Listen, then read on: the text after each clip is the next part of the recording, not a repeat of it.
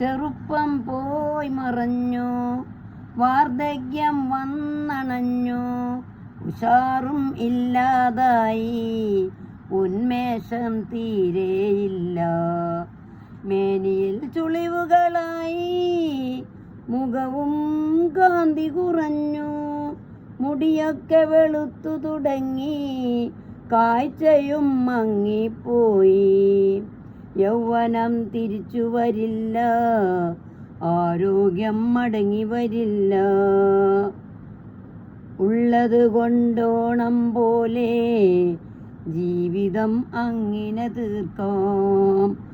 ആർക്കും ഒരു ബാധ്യതയാവാൻ താൽപര്യം തീരെയില്ല. പുലിയായി ജീവിച്ചെനിക്ക് പൂച്ചയായി ജീവിക്കാൻ വയ്യ.